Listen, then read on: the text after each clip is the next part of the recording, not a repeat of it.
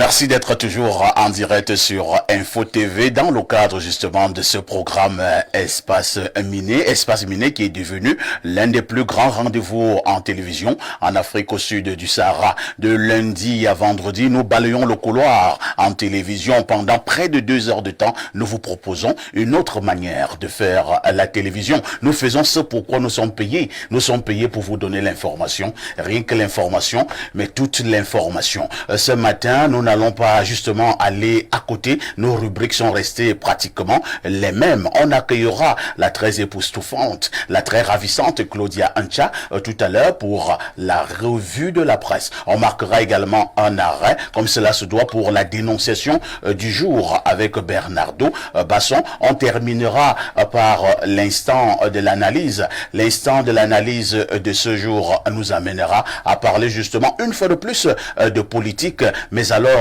avec un ancrage tout au particulier. Au canal 317 sur Canal Plus International, vous êtes à pic sur Info TV. Faudrait-il encore le rappeler, c'est votre chaîne de télévision qui monte et qui monte encore. On commence par accueillir ceux de nos invités qui répondent déjà présents, mais d'autres sont encore bloqués pour des raisons que vous pouvez imaginer. La ville de Yaoundé est pratiquement bloquée pour la raison étant les entraînements du défilé du 20 mai.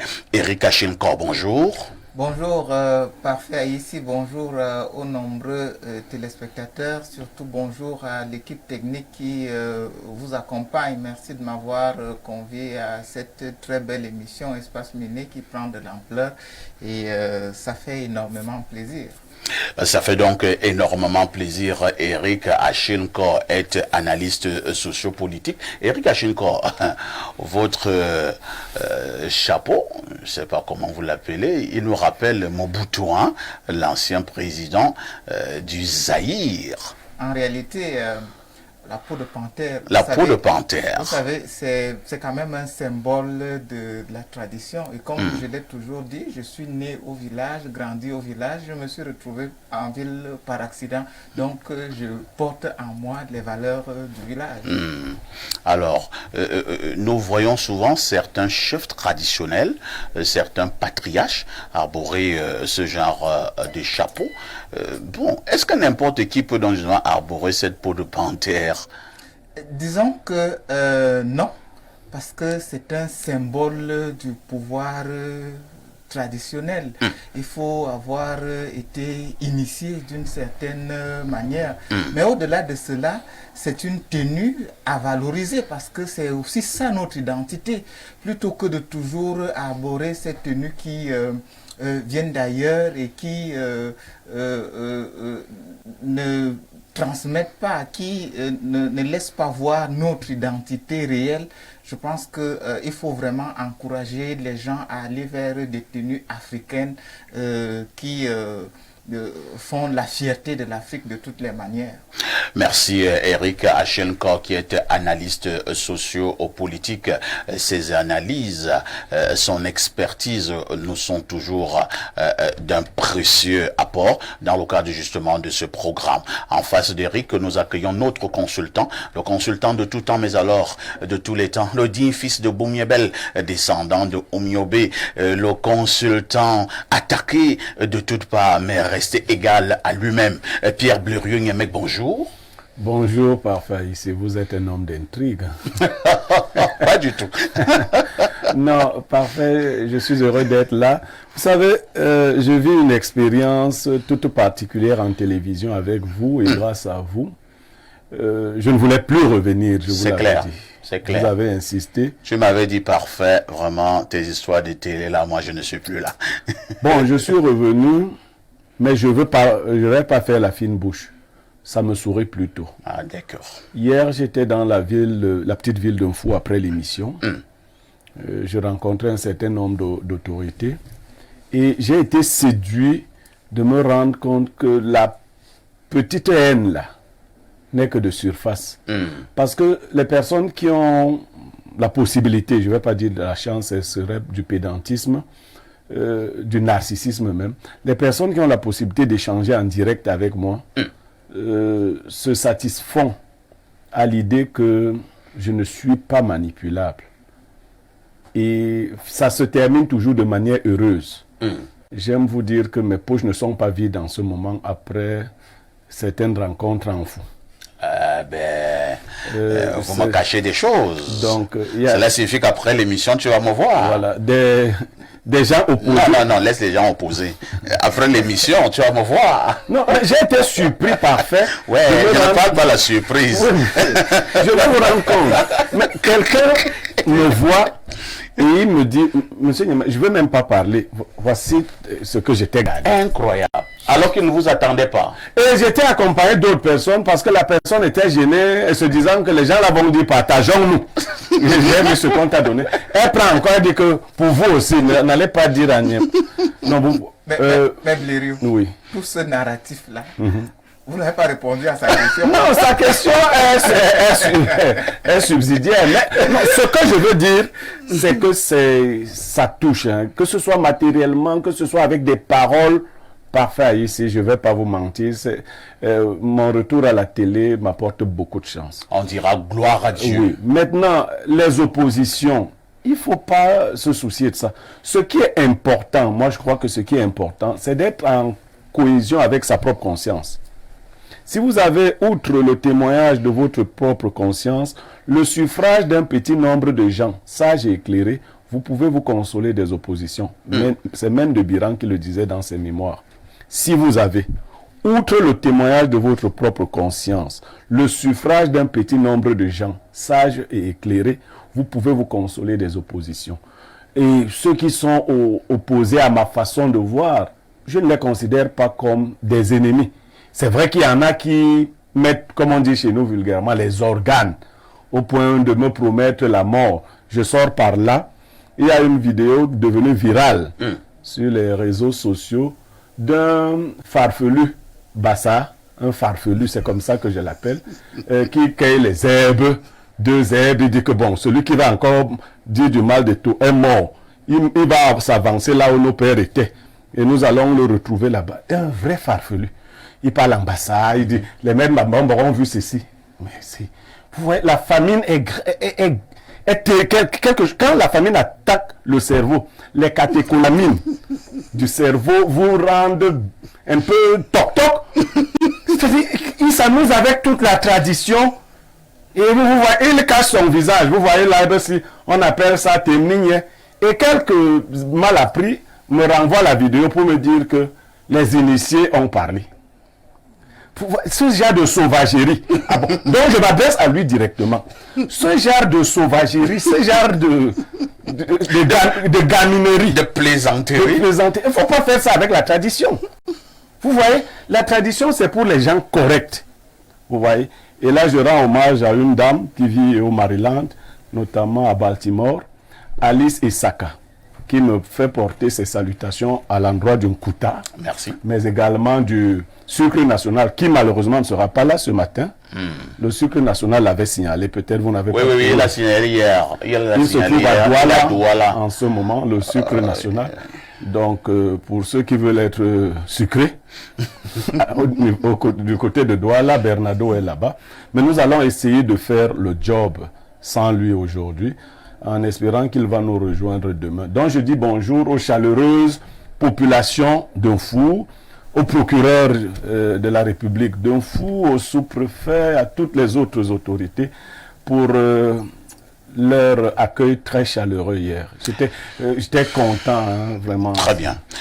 Blériot, tout ce que je vais dire, hein, lorsqu'on a suivi votre déroulé, j'aime souvent le relever. Dieu lui-même qui a fabriqué l'humanité n'a jamais fait l'unanimité. Donc, vraiment, quand on vous critique, qu'on soit opposé à vous, il n'y a pas un problème. C'est tout cela qui donne un sens à la vie. Vous n'allez jamais faire l'unanimité. Donc, parfait, ici, peut-être je vais apporter une petite correction. Allons-y. Moi, mon combat n'est même pas d'être aimé. C'est pas ça mon combat. Et puis mon discours ne s'adresse pas à tout le monde. J'estime que Dieu est un boulanger. Et dans la boulangerie, les différents produits de la boulangerie ne sont pas faits pour les mêmes usages. Vous voyez? Il y a des gâteaux crème, des gâteaux sans crème, ainsi de suite. Il y a même des pains qui se brûlent. Il y a des pains rassis, il y a tout à la boulangerie. Il est le seul maître de sa boulangerie. C'est un potier, c'est tout ce que vous voulez. Moi, je joue mon petit rôle dans cette boulangerie. Je ne sais pas si je suis un pain sucré, si je suis un pain complet. Je ne sais pas ce que je suis. Je joue mon petit rôle. Que chacun joue son rôle. Mais personne ne peut m'obliger, moi, Niemek, à jouer son rôle. Très bien. Même pas par des menaces de mort. Parce que moi, j'ai peut-être le privilège de savoir et d'être prêt à mourir. Mais ceux qui me promettent la mort, j'aimerais vous dire une chose que vous ne savez pas. Le type qui va donner son nom, en général, quand tu lui promettais la mort, tu mourrais. Donc, je ne tue pas les gens directement. Merci. Mais je veux quand même que les gens sachent. Merci pour cette menace subtile. Non, elle n'est pas subtile. Et moi, depuis ma petite vie là, ceux qui m'ont promis la mort, j'ai assisté à leur enterrement. Merci Pierre Voilà, Blériot. je préfère vous le dire comme ça. Nous allons vous repasser la parole cette fois-ci pour nous dérouler la sagesse de ce jeudi matin. L'âme qui se nourrit de suspicion se consume de vaines émotions, de vilaines émotions. On peut reprendre? L'âme qui se nourrit de suspicion se consume de vilaines émotions. Ça veut dire quoi? Être suspicieux en français facile. Il y a quelqu'un qui parle souvent de français facile, hein, quand il s'adresse à moi, les compris. Bon, être suspicieux, c'est soupçonner le mal. Alors, il y a des gens qui ont cette tendance à voir le mal en tout, à soupçonner le mal. Je vais prendre des cas très simples, hein, dans la trivialité. Il y a des hommes qui soupçonnent leur femme à tout moment. Si elle va au sport, c'est qu'elle va rencontrer un homme là-bas. Si elle est dans un taxi, là. Mais vous détruisez de vilaines émotions. Si le mal va arriver, mais ne pliez pas le coup pour le combat qui sera demain. D'accord? Attendez au moins que le mal se produise pour que vous réagissiez. Tout à fait. Mais il y en a qui se détruisent de l'intérieur en imaginant seulement le mal qui pourrait arriver. Il faut éviter. Si le mal va arriver, attendez qu'il arrive et vous pourrez réagir. Eric veut justement réagir à la suite de cette sagesse. Oui, effectivement, c'est tellement pertinent que, comme vous le savez, de manière quotidienne, nous vivons ça dans nos familles, dans la société de manière globale. C'est-à-dire, il y a des gens, non seulement qui se font eux-mêmes du mal, mais ils font beaucoup de tort aux autres. Parce que le simple fait que l'on soit en train de suspecter l'autre, d'analyser les simples faits et gestes, de donner un sens fondé ou non fondé, vrai ou faux, à certains gestes, à certains événements, ça crée, ça détruit la famille, ça détruit la société de manière globale. Donc, éviter de suspecter, toujours prendre les choses d'abord dans le bon sens. Mais ça ne voudrait pas dire que le mal n'existe pas. Le mal n'existe pas. Le mal existe, mais il faut faire très attention parce que, voyez-vous, il y a des gens même qui sont tels que, quand ils cherchent un objet autour d'eux, ils commencent par suspecter celui qui est à côté ou celui qui est passé.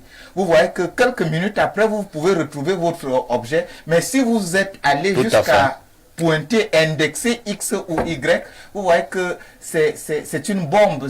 Vous ne pourrez plus corriger cela. Vous ne pourrez plus corriger cela et faire justement attention aux paroles qui sortent de nos bouches. Parce que la langue est comme un lion, comme on disait. Si tu la lâches, elle te dévore. On regrette souvent d'avoir accusé, d'avoir trop parlé par moment.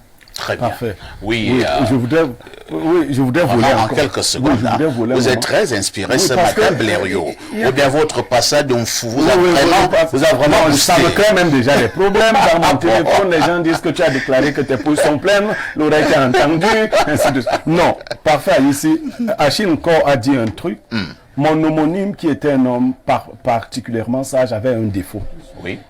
Il avait la facilité à se plaindre rapidement. Il ne savait pas cacher les choses. Et lorsqu'il ne trouvait pas une chose, il se plaignait et il accusait.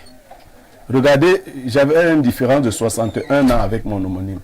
Un jour, il a accusé ma grand-mère de lui avoir volé de l'argent. Ma grand-mère s'en est offusquée parce que ça ne relevait pas de ses habitudes. Quelques minutes après, mon grand-père a retrouvé cet argent. Je veux que ceux qui nous suivent voient pourquoi je ne peux pas être corruptible. J'aimais mon grand-père à un niveau qui est indescriptible. D'ailleurs, nous nous aimions mutuellement, de manière indescriptible. Il m'appelle, il me dit, Omo, tu sais que je t'ai enseigné beaucoup de bonnes choses, non? Mais je vais t'amener à tricher un peu. On ne va pas dire à ta grand-mère que j'ai retrouvé l'argent là. Mais je vais lui donner une partie de l'argent que j'ai retrouvé. Je lui ai dit, Omo, va lui dire que tu as retrouvé l'argent. Il me dit, Omo, tu la connais? Je lui dis, Omo, pour tout ce que tu m'as enseigné là, va lui dire que tu as retrouvé l'argent. Il est allé dire à sa femme qu'il avait retrouvé l'argent.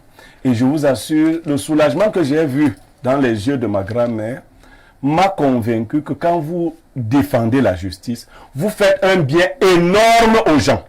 C'est pour cela que je dis souvent aux grands de ce pays, pour quelques-uns qui veulent me corrompre, laissez le peu là, le peu d'espoir là au petit peuple. Merci Pierre Blériot. Niamek est encore attendu sur ce plateau. Monsieur Tchofo Jean-Florentin, il est communicant du PC et PDC. C'est un nouveau parti politique au Cameroun. À tout de suite pour la suite.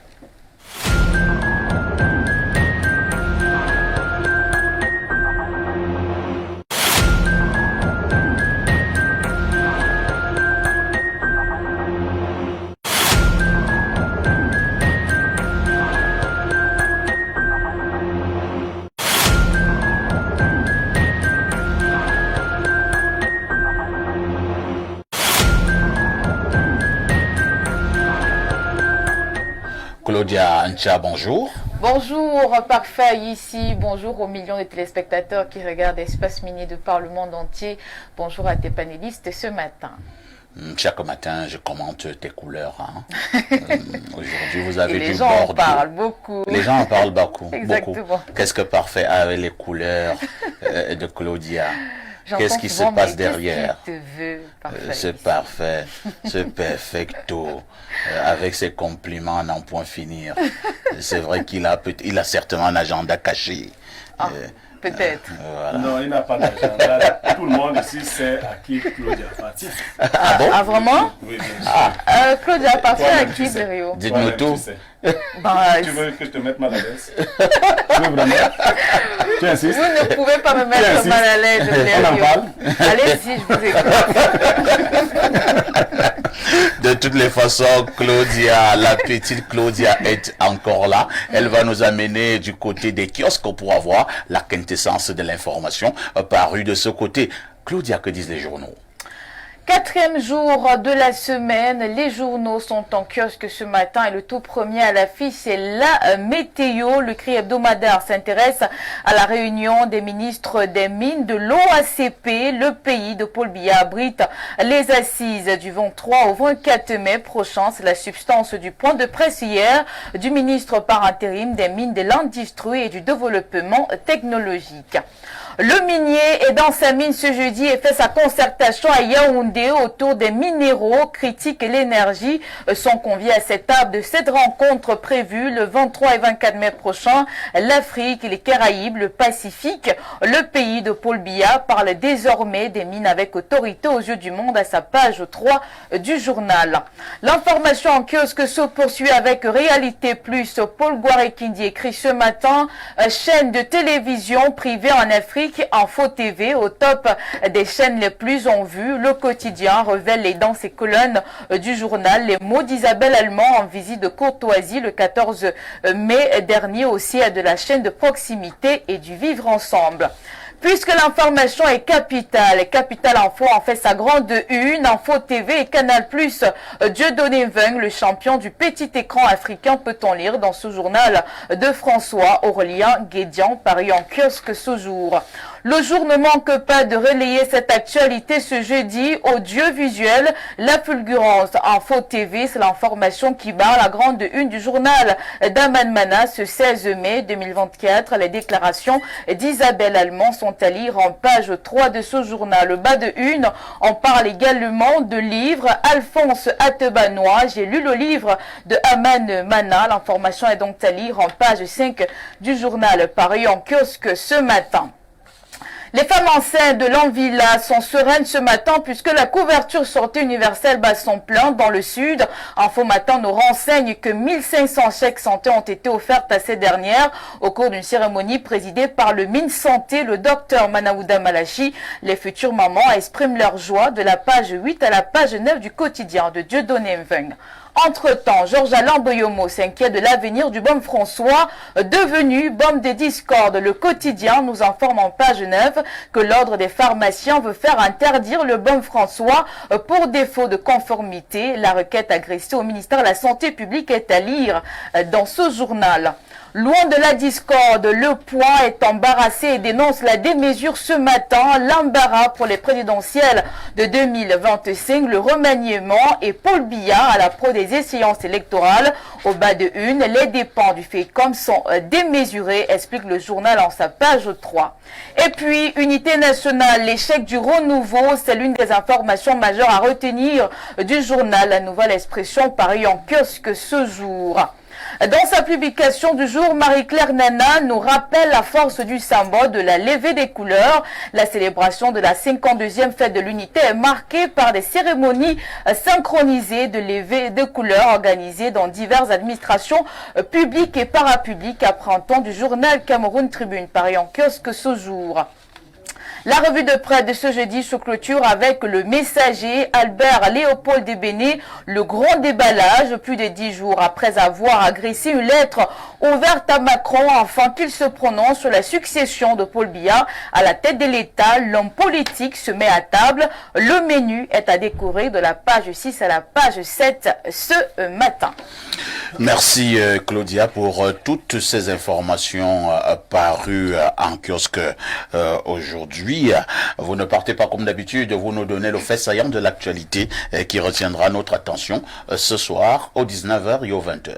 Alors parfait, ici nous sommes rendus à quelques jours de la célébration de la fête de l'unité nationale. La rédaction centrale a consacré toute une série à cette fête. Nous avons déjà abordé plusieurs pans, notamment les acteurs qui ont contribué, n'est-ce pas, à l'aboutissement de cette unité. On a parlé déjà des symboles ou encore des emblèmes nationaux. Et cette fois-ci, ce soir, la rédaction centrale va s'intéresser à la sécurité, justement, avec la gendarmerie nationale, ce maillon fort et efficace qui participe à l'unité nationale. On en saura davantage aux 19h et aux 20h ce soir. La gendarmerie nationale. Exactement. Ils ont souvent un nom, hein. Vous connaissez comment on les appelle? Bon, les agents de la gendarmerie nationale, un autre nom. Vous m'aidez? Ils ont un autre nom. Lequel? Je vais vous le donner en off. Ah, d'accord, ok. Bon, je vous le donne en direct. C'est mieux, non? Les Pandores. Ah, les Pandores. D'accord, ouais, déjà entendu parler, tout à fait. Ça les me revient. Pandores, c'est une autre appellation pour désigner les gendarmes. Bien des choses donc à cette gendarmerie nationale, avec à sa tête le secrétaire d'État à la défense en charge de la gendarmerie, Monsieur Galax Etoga. Claudia Antia, oui, parfait, tout en te souhaitant un excellent jour, nous nous disons à demain 10h. À demain 10h, parfait, ici, bonne suite d'émission. Merci beaucoup. Alors, il y a plusieurs journaux qui ont choisi de faire une jolie fleur, d'offrir une jolie fleur à Info TV et à Réalité Plus, parution de ce matin, qui parle d'Info TV en des mots très gentils. Il y a également le quotidien Le Jour d'Aman Mana qui parle également d'Info TV en des mots très gentils. Le Jour parle de la fulgurance Info TV. Il y a également Capital Info, parution toujours de ce matin, qui parle également d'Info TV en des mots très gentils. Pour tous ces journaux et bien d'autres que nous avons certainement oubliés, nous disons simplement merci. Merci à tous ces journaux. Maintenant, il y a une autre actualité, celle-là qui barre la une du quotidien en mutation, du grand frère Boyomo. On parle du Baume de la discorde. Et là, on parle du Baume François. Boyomo nous fait comprendre que l'ordre des médecins, des pharmaciens, est en train de faire tout pour retirer le bon François du marché. Et pourquoi l'ordre des pharmaciens parle de défaut de conformité? Je ne sais pas ce que ça veut dire. Le baume François qui est fabriqué par un Camerounais, apparemment ça se fabrique en Kouaban. On appelle ça affectueusement le commandant des baumes. Je n'ai jamais vu un médicament qui a aussi eu autant de succès en République camerounaise. Et subitement, l'ordre des pharmaciens s'élève pour combattre déjà le baume François. Qu'est-ce que cela vous amène à poser pour l'instant comme lecture, Pierre Bleriot-Niémec? Pour essayer d'être tout à fait objectif, je dirais que c'est de la compétence de l'ordre des pharmaciens d'établir la conformité des médicaments qui sont en circulation. Maintenant, pourquoi une fixation particulière sur le baume François? Je m'interroge, comme disait l'autre, parce que on a vu certains produits être retirés parce que l'instruction serait venue d'ailleurs, des pharmaciens d'ailleurs. Notre ordre des pharmaciens n'a pas toujours veillé à ce que les produits que nous utilisons, que nous consommons, soient en conformité avec tout ce qu'ils savent. À côté du baume François, il y a de bons petits baumes qui ne foutent rien non plus, qui font même aussi peut-être du mal. L'ordre de pharmacien ne s'intéresse pas à ces baumes-là. Le baume François est donc victime de son succès. Je ne sais pas s'il est bon ou s'il est mauvais, vous voyez. Mais le baume François semble avoir arraché beaucoup de parts de marché. Ce que je veux annoncer à l'ordre des pharmaciens, c'est que toute chose a un temps. Vous voyez. Tout ce qui est franc n'est pas forcément franc. Et là, vous avez les expressions des agents commerciaux du baume François. Hein? Tout ce qui est franc n'est pas forcément François. C'est pour cela que je disais qu'ils ont fabriqué le baume Francis et le baume français pour vous arnaquer. Ouais, non, vraiment, mes chers frères, laissez cette affaire. Si elle doit mourir, elle mourra de sa belle mort. Très bien. Vraiment, laissez cette fixation-là. Ce Camerounais-là a fait son business. Ça marche. Je sais, j'ai des amis dans l'ordre des pharmaciens qui vont m'appeler. Oh, Bleriot, tu sais, ça tue. Beaucoup de choses nous tuent. De toute façon, moi, ce n'est pas ça qui va me tuer. Voilà. Donc, vraiment, pour le moment, laissez ce type-là. Si vous voulez, allez examiner tous les autres produits. Le marché central vous a dépassé. La vente des médicaments de la rue, personne n'en parle plus. Si l'ordre des pharmaciens résout ce problème, je vous dis, parfait, dès demain, je suis d'accord qu'ils enlèvent le baume François de la circulation. Vous comprenez? Quand la chose de quelqu'un lui sourit. Vous ne pouvez rien, on ne cache pas la lumière du soleil. Pour le moment, baume François, il y en a qui viennent avec les coques et les régimes de plantain pour remercier le fabricant de baume François. Merci. Hein. Eric Achenkor, je dois dire, hein, au-delà du médicament, au-delà de l'efficacité du médicament, je ne suis pas un expert dans le domaine pour juger de l'efficacité de tel ou de tel médicament, mais maintenant, je me contente des témoignages que j'ai par moment des amis, des connaissances. Ils sont nombreux qui disent qu'ils trouvent satisfaction avec le baume François. Première chose. Deuxième chose, sur le plan commercial et marketing, je pense vraiment que le monsieur, le fabricant du baume François, a été très intelligent. Il a accompagné ce produit des éléments marketing forts. Et il y a même toute une chanson. On danse même cette affaire-là dans les bars, dans les boîtes de nuit. Dans les mariages. Bon François, bon François, changera pas, c'est vrai. Ta manière de traiter les gens ne changera pas, bon François. Bon François, Eric Achenkor, des pharmaciens vont nous adresser. Eric Achenkor, les pharmaciens sont très énervés contre le baume François. Réaction? Oui, en fait, je pense que les pharmaciens, comme Bleriot l'a si bien dit, sont dans dans leur rôle, et c'est un rôle institutionnel, François doit s'arrimer quand même à la norme. À la norme. Ça, il faut le reconnaître. Nous sommes dans un État qui a ses institutions et on ne saurait vivre en marge de ces institutions-là. Mais, comme vous l'avez si bien dit, vous savez que moi, je suis devenu médecin avec le baume François en Arabie Saoudite. Ah bon? C'est-à-dire, j'avais voyagé, ça c'est l'année passée, j'avais voyagé, j'étais en Arabie Saoudite pour un séjour avec 2 boîtes de baume François dans ta valise. Dans ma valise. Alors là, la grippe et tout, bon, moi je l'utilisais et je me sentais bien. Mieux. Alors, il y a un Gabonais, des frères du Gabon, qui était grippé, qui avait des courbatures. Je leur ai dit, moi j'ai le baume François. Tous sont venus autour de moi et ont utilisé le baume François. Je l'ai même...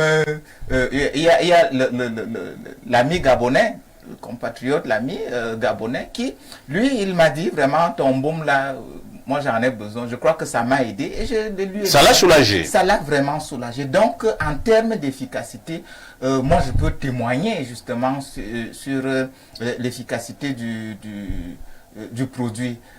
Deuxièmement. Troisièmement, le monsieur a quand même capitalisé les aspects sociaux de la communication pour positionner son produit. C'est pas qu'il... en fait, le produit, le baume François, n'a rien d'extraordinaire parce que des gens fabriquent d'autres baumes dans nos maisons. Tout à fait. Nos épouses, nos sœurs et autres fabriquent des baumes dans nos maisons. Et ils sont aussi puissants que le baume François. Mais sauf que lui, il a vraiment capitalisé, il a utilisé les outils de communication autour de lui. Et peut-être aussi, il faut interroger ça dans son profil. Qui est-il? Comment a-t-il su mobiliser toutes ces personnes qui vendent le baume François avec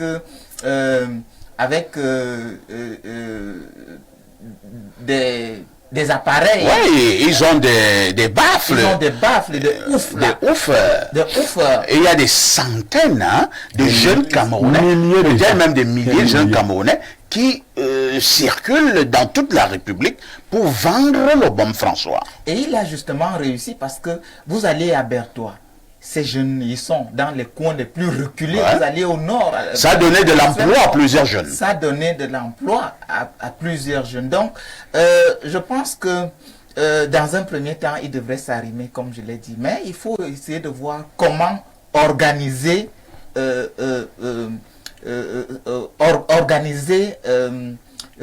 la vente et même la fabrication de ce produit, de telle sorte que ce soit un produit qui... dépasse les frontières, parce qu'il dépasse déjà les frontières. En Centrafrique, au Gabon. Au Gabon. Moi, je suis revenu de la Guinée équatoriale il y a pratiquement 2 mois et demi. Et il y avait le baume François là-bas. Il y avait le baume François là-bas. Est-ce que l'ordre des pharmaciens ira aussi là-bas? En fait, l'ordre des pharmaciens n'ira pas là-bas, c'est vrai, mais il faut donc... il faut quand même se conforme. Très bien. Qu'il se conforme, l'aider aussi à se conformer. C'est compris. Ce que nous allons faire, je le dis à Blériot et également à Eric Achille, nous allons approfondir notre enquête sur le baume François.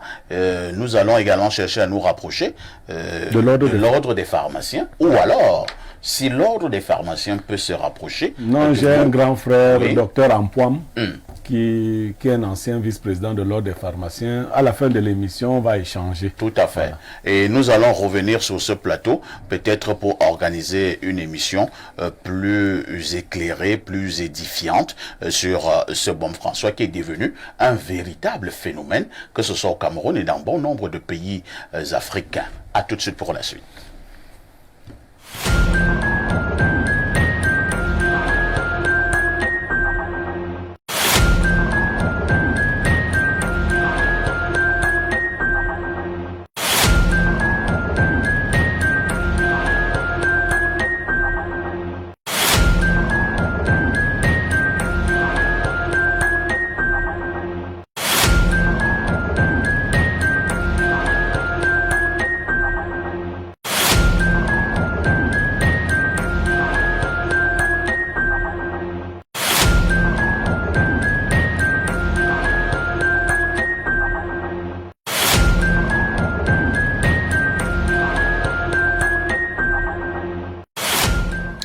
Bon retour sur ce plateau d'Espace Miné pour la dénonciation du jour. Avant de prendre cette dénonciation avec Blériot, il faut dire que nous avons une autre dénonciation. Hein.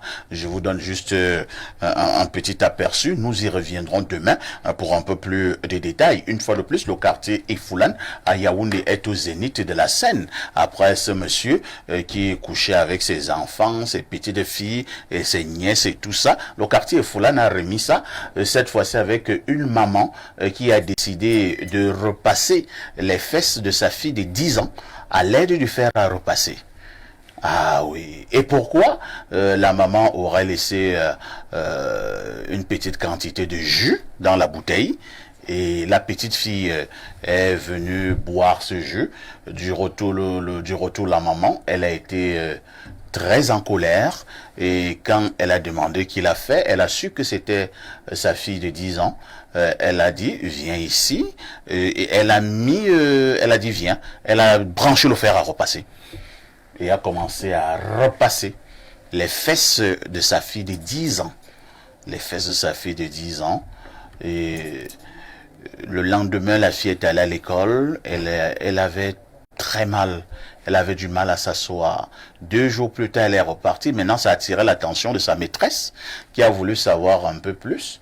La maîtresse lui a demandé qu'est-ce qui ne va pas. La petite fille lui a dit qu'elle était malade. Tu es malade, tu as mal où? La petite fille a soulevé sa robe et sa maîtresse a vu son postérieur pratiquement en lambeaux. Elle s'est écriée, est allée appeler les autres enseignants et enseignantes. C'était tout simplement une débandade. Donc ça se passe au quartier Ifoulane. Nous allons revenir sur ce problème, sur cette dénonciation demain avec un peu plus de précision. Maintenant, la dénonciation du jour est donnée par Blériot Nyemek. Parfait, ici vous excuserez parce que je serai obligé de la lire carrément. Il n'y a pas de souci. Je viens de la recevoir, mais elle est dans la même veine que celle que vous venez de faire, malheureusement. Alors l'histoire est celle d'une petite fille nommée Lisette Claudia. Il paraît qu'elle fait déjà le tour des réseaux sociaux, elle est devenue virale. Les images sont insoutenables et fendent le cœur. Autrefois nommée la Messie Claudia, originaire du Nord Cameroun, elle a été enlevée par son père et adoptée ensuite par une dame qui serait en service à la télévision nationale, donc à la CRTV. C'est-à-dire que l'histoire, c'est que Lisette, la petite Lisette, est la fille d'un monsieur qui a eu 4 enfants avec une dame qui serait devenue folle par la suite. Il a récupéré Lisette et l'a fait adopter par une dame qui travaillerait à la CRTV. Non, je ne comprends pas bien. Recommençons un peu. Qui est Lisette? Lisette est une petite fille de 9 ans. Oui. Dont le père a vendu, entre guillemets, fait adopter parce que l'adoption même ne s'est pas passée dans les normes de l'art. Elle serait donc adoptée par une femme qui travaillerait à la CRTV. Alors, le problème ici, c'est que Lisette, la petite Lisette, donc, subit beaucoup de sévices, au point que c'est sa maîtresse qui a observé qu'elle avait sur le corps des blessures et beaucoup d'autres choses. On dit que élève en classe de CE2 au groupe scolaire bilingue Tezango, la gamine serait, selon les informations obtenues à bonne source, victime de sévices corporels de tout genre. Son bourreau serait sans doute la deuxième maman. L'attitude étrange de l'élève a suscité beaucoup d'interrogations de la part de la maîtresse. Le comportement timide et isolé de l'enfant, la démarche ainsi qu'autre chose, ont poussé la maîtresse à appeler vers elle la petite et à associer à cela la directrice de l'école. Après avoir déshabillé la petite, la découverte sera horrible. C'est-à-dire des blessures très profondes et beaucoup d'autres mutilations. La fille sera donc transférée au centre médico-social d'Étoile, où elle est prise en charge et réconfortée après avoir été examinée aussi par le médecin. Les éléments du commissariat de sécurité publique du 19e arrondissement, apprend-on, se seraient emparés de la petite fille. À l'heure où on en est, il paraît que la petite fille serait retourner entre les mains de son bourreau. Ah bon? Oui, il paraît toutes ces choses, c'est encore des informations qui nous parviennent. Toujours est-il que le commissariat mène une enquête sur la question et la petite fille, la maîtresse qui a déclaré, qui a révélé le poteau rose est sous le coup des menaces. C'est pour cela qu'elle souhaite qu'on dénonce urgemment. Elle reçoit des coups de fil des personnes anonymes qui lui brandissent des menaces allant jusqu'aux menaces de mort. Pour avoir révélé les maltraitances dont souffre la petite Lisette. Mais on dit que pendant que la petite Lisette était gardée au centre médico-social, sa marâtre aurait envoyé des produits yaourt empoisonnés. Incroyable. Pour en finir avec cette dernière. Incroyable. Cela n'a pas eu lieu, mais la situation est quand même très dangereuse et risquée pour la petite fille. Oh là là. Eric Achille, encore, on se demande finalement qu'est-ce qui ne va plus au Cameroun. C'est affreux. Et il y a d'énormes ressemblances avec l'histoire que j'ai d'abord racontée tout à l'heure. Votre réaction? Le moins qu'on puisse dire parfait, ça c'est le reflet de notre société de ces derniers temps. Nous sommes de plus en plus dans un monde où il n'y a plus de repères, où c'est la dépravation des mœurs de manière totale. Alors moi, je me pose la question de savoir, est-ce que cette dame a réellement un enfant? Est-ce qu'elle a conçu? Est-ce qu'elle est une mère? Parce que la femme a quand même quelque chose de particulier, c'est que même si elle n'a pas enfanté, elle a des prédispositions d'être affective, de donner l'amour, de garder, de protéger la vie, de protéger les enfants. Lorsqu'une femme comme celle-là parvient à poser des actes de violence sur un enfant Des actes de torture sur un enfant d'à peu près 10 ans, de cet âge-là, je pense que c'est assez horrible. Ça, c'est d'un. Deuxièmement, moi, ça attire mon attention sur ce qu'est l'école, l'institution scolaire, avec le rôle des enseignants. Les enfants passent plus de temps à l'école qu'ailleurs. Et c'est d'ailleurs la preuve qu'il faille accorder de l'importance à nos enseignants. Pourquoi? Parce que cette enseignante-là, elle a observé le comportement de son enfant, de son élève, et elle a pu déceler des anomalies. En l'observant, elle se rend compte que l'enfant a été torturé, l'enfant vit l'enfer à la maison. Et c'est assez délicat. Donc, il faut saluer cette enseignante. Et moi, je pense que rien ne va lui arriver. Même ce qu'elle a fait, c'est ce que devrait faire un parent. C'est ce que devrait faire quelqu'un qui a un brin d'humanisme. Et les services de juridiction vont se saisir du cas et ils vont faire leur travail. Donc, cette dame-là, elle est passible d'une condamnation, d'un emprisonnement pour torture à l'endroit, n'est-ce pas, d'une fillette.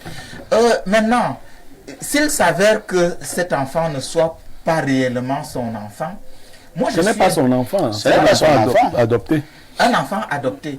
Il y a donc quelque chose qui attire mon attention. De manière globale, il y a une relation qui naît entre le parent, le géniteur et son enfant, c'est-à-dire une relation affective qui se construit au fil du temps et au fil des actes que le parent et ou l'enfant pose l'un vis-à-vis de l'autre. Ça veut dire quoi? Ça veut dire que un enfant, c'est-à-dire les parents doivent, quel que soit leur degré d'aisance, leur degré de pauvreté, ils doivent être capables de prendre eux-mêmes soin de leurs propres enfants. C'est-à-dire, on est quand même dans une société où dans une société communautaire, l'enfant appartient à la grande famille, à la société de manière générale. Donc cette société a le devoir en fait de prendre soin de cet enfant et de contribuer à son éducation. Et nous, on a vécu dans cette époque-là où justement on a été de temps en temps fessé, corrigé par les aînés, c'est-à-dire un inconnu qui vous voit en train de poser un acte malpropre. Il vous corrige et par moment, il peut même vous prendre et vous ramener devant vos parents et vos parents vous corrigent à nouveau. Ça, nous, on l'a vécu. Et c'était une très belle époque. Mais aujourd'hui, on se rend compte que effectivement, les jeunes sont de plus en plus irresponsables. Parce que ça ne sert à rien de faire des enfants, c'est-à-dire dont on est incapable de s'en occuper. Et ces jeunes-là qui, à un moment donné, ne savent pas écouter et ne savent pas apprendre des erreurs de leurs parents. Et justement, quand on fait un enfant dans de telles conditions, il est évident que n'ayant pas de moyens, on va trouver un arrière-oncle du village ou un autre arrière-oncle du village voisin qui va prendre soin de l'enfant. Et surtout quand on se retrouve en ville, vous savez qu'il y a des gens qui viennent en ville et qui n'ont pas d'habitat, ils n'ont pas de logement. Ils sont obligés d'aller à X endroit ou à Y endroit et d'être sous la tutelle de X ou de Y en attendant d'avoir justement quelque chose sous la main. Mais dès lors qu'on a cette chose sous la main, on peut donc aller ailleurs et abandonner un enfant comme celui-là. Maintenant, si c'est un enfant qu'on a reconnu comme cela semble être le cas, il faut assumer. Plusieurs personnes reconnaissent des enfants et se projettent comme des parents, traitent ces enfants avec la bienfaisance. Mais malheureusement, les gens ont perdu la notion de Dieu, la notion d'humanisme. Ils ne connaissent pas Dieu, où on se demande qui ils servent au final. Merci Eric Achelko pour cette abondante analyse. Pierre Blaireau-Yémec, au-delà de tout ce que vous allez dire tout à l'heure, moi j'ai d'abord encore un ou deux petits soucis. L'affaire déclenche il y a à peu près combien de temps? Il y a moins de 2 semaines. Hein. Moins de 2 et semaines. Les informations que je reçois, c'est que en fait, la femme ne travaille pas à la CRTV. Elle est psychologue et elle passait dans des émissions à la CRTV. Je voulais justement qu'on puisse apporter cette précision. Voilà. Donc, elle ne travaille pas à la CRTV. Elle passait dans des émissions à la CRTV. C'est une grande différence. Il y a d'ailleurs un communiqué signé du directeur général de la CRTV. Une mise au point. Monsieur Charles Ndongo, qui fait effectivement cette mise au point. Oui, mais comme je vous ai dit, moi j'ai reçu tout de suite. Vous voyez, avec quel labeur j'essayais de recouper tout cela. Elle passait donc la psychopathe, la psychologue psychopathe. Parce qu'il faut une sociopathe. Non, parfois il faut voir. C'est une personne qui est psychologue, qui est elle-même psychopathe et sociopathe. Elle est donc dangereuse. Elle se présente avec un visage d'ange. Alors qu'en réalité, c'est un vampire. C'est un vampire. Alors, Blaireau, vous dites que ça fait moins de 2 semaines que l'affaire a déclenché. Apparemment, la police s'est saisie de l'affaire. Mais moi, je me pose quand même des questions. J'ai l'impression que ça traîne là. Et ce qui me choque encore, si cela est vrai, que la fille est repartie. Elle a envoyé sa petite sœur à elle faire la sale besogne, c'est-à-dire tenter d'empoisonner la petite. Et pour l'instant, la petite sera encore repartie dans cette maison. Il paraît. Allez-y, Blaireau. Parfait, ici, il y a quand même quelques précisions que je voudrais apporter. Pour avoir vécu dans plusieurs maisons, quand je grandissais, j'ai pu observer 2 choses. Il y a des femmes qui n'ont pas d'enfants, qui n'ont pas enfanté, qui sont extrêmement méchantes. Ouais. Il y en a qui ont enfanté, qui sont extrêmement méchantes. C'est vrai. Et vice-versa. Il y a des femmes qui n'ont pas enfanté, qui sont d'un très grand cœur. C'est vrai aussi. Il y a des femmes qui ont enfanté, qui savent aimer les enfants des autres. Il y a même des femmes qui ont enfanté, qui ne savent pas aimer leurs propres enfants. Tout à fait. Parce que dans l'autre histoire dont vous parlez, c'est bien la génitrice qui repasse le fessier, le postérieur de sa propre fille. Tout à fait. Cela m'amène à dire quelque chose. L'amour est inscrit dans les cœurs. C'est comme, vous voyez, les palmiers là. Le palmier tombe avec le bon ou le mauvais vin. Les seigneurs n'y changent pas grand-chose. Je vous dis, il y a des personnes profondément méchantes, avec ou sans enfants. Et il y a des malades mentaux partout. Il y a des gens qui ont ce vice-là de torture. Non, c'est-à-dire, vous voyez, vous pouvez même avoir votre femme avec ses propres enfants ou votre mari. Moi, j'ai vu des parents torturer leurs enfants. J'avais un voisin qui avait des punitions pas possibles. En fait, il pendait presque ses enfants. Incroyable. Parce qu'il attachait la main d'un petit enfant de 2 ans sur un poteau et ta main restait attachée avec une corde. Un enfant de De 2 ans. Et c'était ses enfants. Ouais, des sociopathes de cette nature, il y en a. Il faut que la société y travaille. Maintenant, par rapport à cette situation, je veux dire aux forces de l'ordre. Quand c'est l'enfance qui est en question, il faut être très prudent. Je n'ai pas encore tous les contours, mais vous devez d'abord protéger les enfants. L'enfant, c'est celui-là qui ne sait pas, il ne peut pas encore se défendre. Quant à la femme qui a révélé le poteau rose, la maîtresse, je vous assure, tous les métiers ont leurs risques. Nous, ici, avec la dénonciation, nous prenons des risques. Ça, c'est clair. Même dans le métier d'enseignant, Achille le disait, va au-delà de l'instruction. L'enseignant, la maîtresse, le maître, le professeur doivent veiller sur la vie même des enfants. Mes élèves qui m'écoutent au lycée classique et moderne de Bolova, une certaine année, nous avions dans notre salle en terminale D, une enfant, une fille Bassa, très intelligente, mais ses camarades m'avaient fait observer qu'elle portait la même tenue de classe depuis la classe de 4e. En terminale D. Vous pouvez imaginer? Elle avait la même tenue de classe depuis la classe de 4e. Je me suis rapproché d'elle, mais il se faisait tard. On a découvert par la suite que son oncle, qui était officier de police dans la ville, la violait. Oh là là. Et par la suite, elle est décédée. Oh là là. Elle est décédée en pleine année scolaire. Ça fait peur à tout le monde. J'aime dire à ceux qui croient que c'est... Même les autorités de Bolova à l'époque ont eu de la peine à parler de cette affaire. C'était un officier de police, un monsieur Bassa de Macaque. Je me suis attaqué à lui, n'étant qu'un petit enseignant, directement. Mes élèves de la classe et moi sommes allés dans son domicile pour voir le corps de l'enfant qu'il cachait aux autres gens. Le courage, ce n'est pas l'absence de peur. C'est la décision de défendre une valeur, une vertu. Donc vous avez bien agi, advienne que pourra. Vous devez toujours agir de la sorte. Et je dis aux autres enseignants, c'est vrai, les classes sont pléthoriques. Je ne vous donne pas un cours spécifique, mais chères maîtresses, vérifiez souvent l'état physique des enfants. Parce qu'il y a des enfants que les parents tuent à petit feu. Vous voyez un enfant qui avait de belles performances scolaires qui commence à chuter, intéressez-vous à son vécu. Peut-être qu'il travaille. Les jeunes filles sont victimes de tripatouillage dans les maisons, de viols. Vous ne pouvez pas imaginer des choses traumatisantes. Ne nous limitons pas. C'est vrai que c'est difficile, mais ne nous limitons pas à la leçon du jour. Essayons de comprendre qui sont nos élèves, où vivent nos élèves. Un bon enseignant a carrément la carte psychologique de ses apprenants. Donc, c'est très important de faire ce travail de fouille. Vous devez dénoncer. Même si on vous dit que c'est un ministre en fonction, dénoncez-le. Très bien. Merci Pierre Blériot. Lisons d'abord ces messages de nos nombreux téléspectateurs. Bonjour frérot, nous vivons le même cas. Vendodoni a été libéré. Son propre fils continue de souffrir avec les blessures.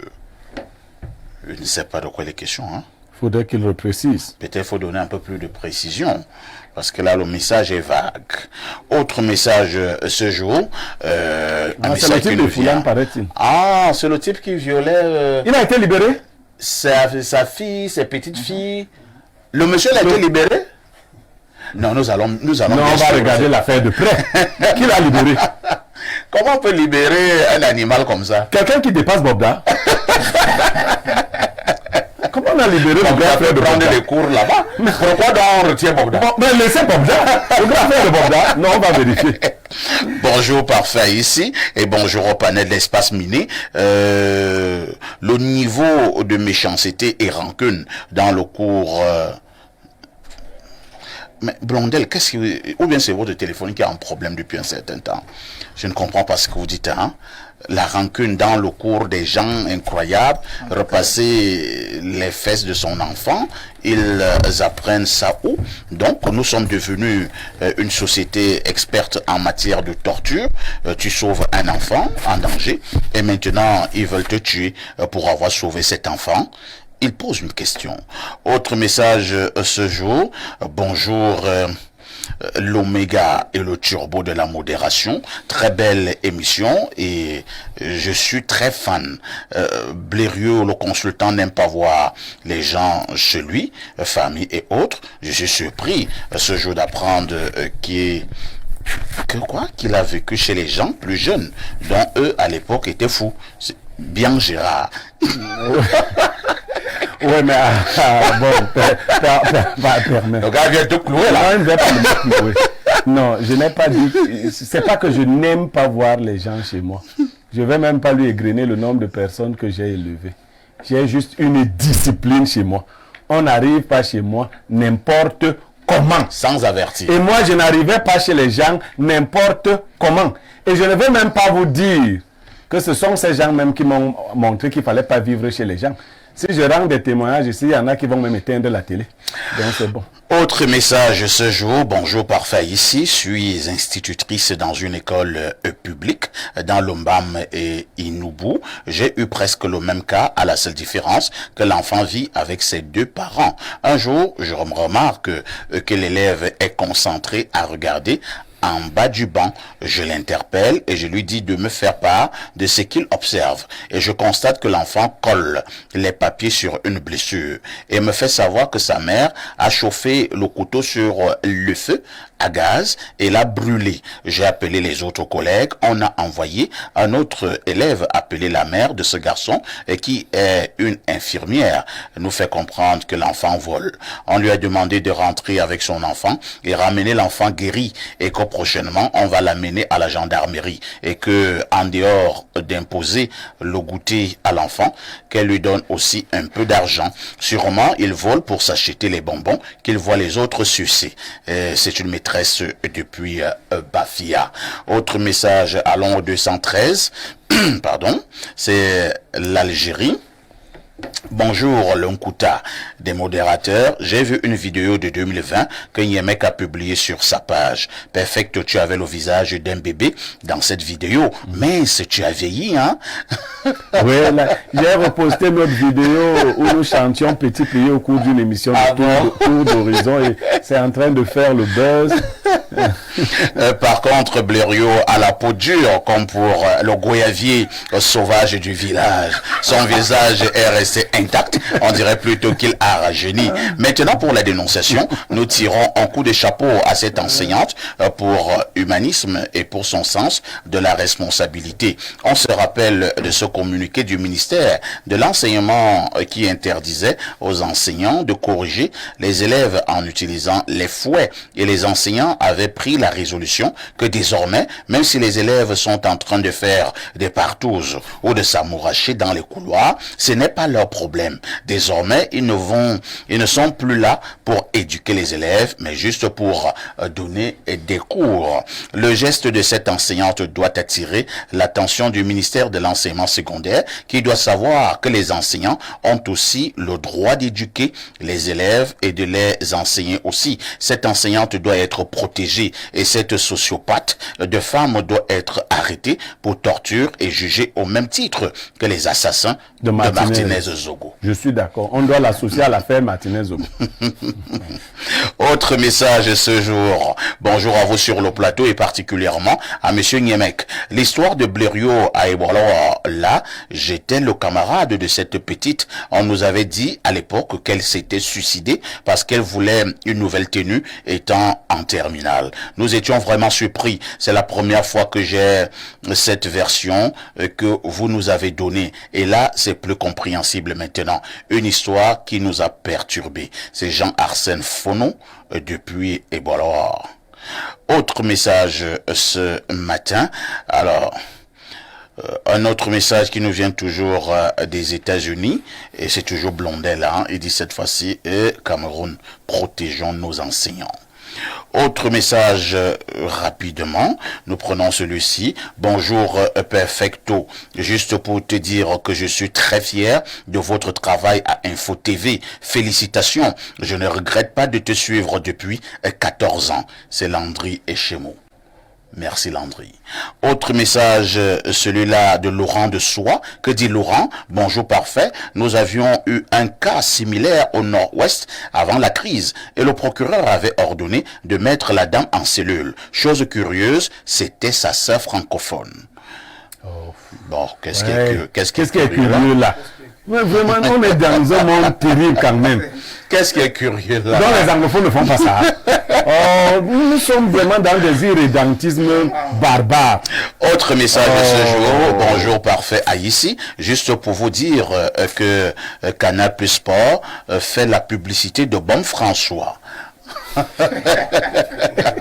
C'est Laurent et Seba depuis Molundu à l'est Cameroun. Autre préoccupation ce jour, bonjour parfait, la déception qui vient de Lisette Emeraude, psychologue qui intervient à l'émission, et si on en parlait à la CRTV les mercredis, est très grande. Voilà. Je revois le visage de cette dame. Donc, elle s'appelle Lisette Emeraude. C'est elle plutôt qui est psychologue. Oui. Et qui intervient donc à l'émission de la CRTV. Si on en parlait. Je ne sais pas si avec cette histoire, elle va continuer à intervenir dans. Comment ça? Si on l'aperçoit même. En fait, il faut être clair, hein, le directeur général de la CRTV a tranché, donc momentanément, c'est arrêté. Momentanément. Arrêté, c'est-à-dire elle a été exclue.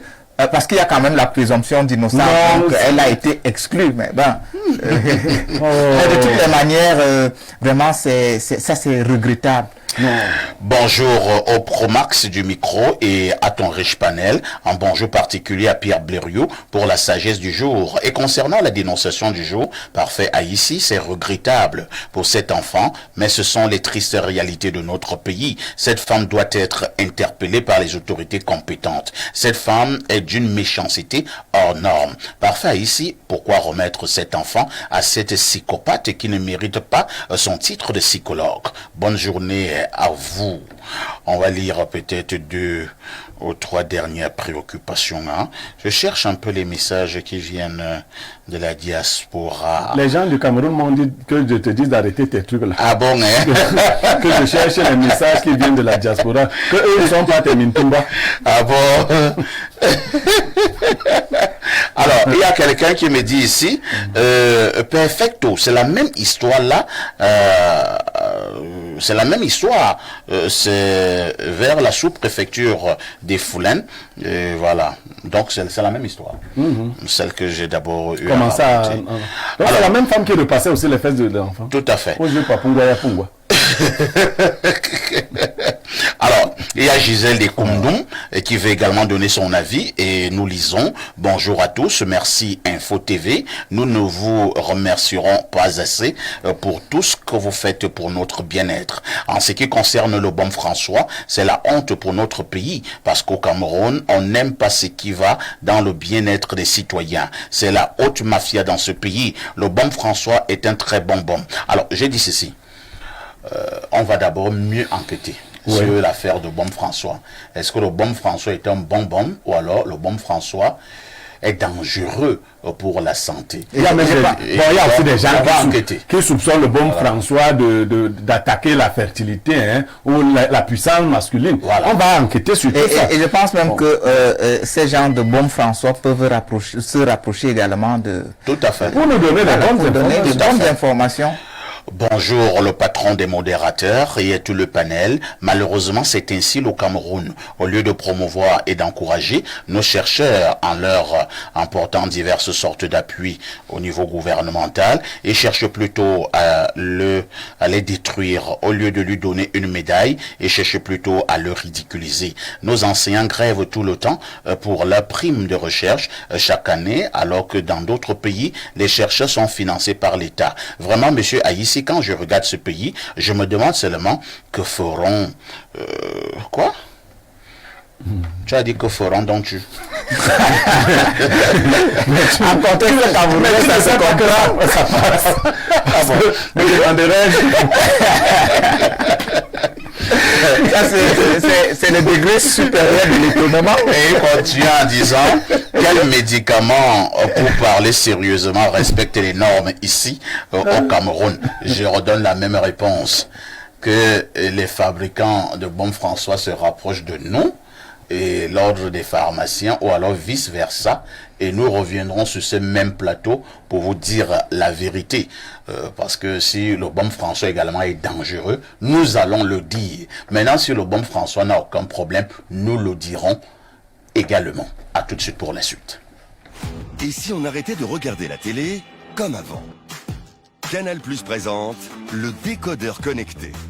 Un concentré de technologie pour une nouvelle expérience. Naviguez dans une interface fluide et immersive à la découverte du meilleur de la télévision. Plus de 50 000 programmes en replay et 300 chaînes en direct pour le plaisir de toute la famille. Prenez le contrôle du direct et revenez jusqu'à 8 heures en arrière. Grâce à la connexion Internet, gardez le signal même en cas d'intempéries. Nouveau décodeur connecté. Plongez dans la nouvelle expérience Canal+. Venez essayer en boutique. Renapro Finance SA, acteur majeur de la microfinance au Cameroun depuis 1996. Et si ta solution venait de la Masso?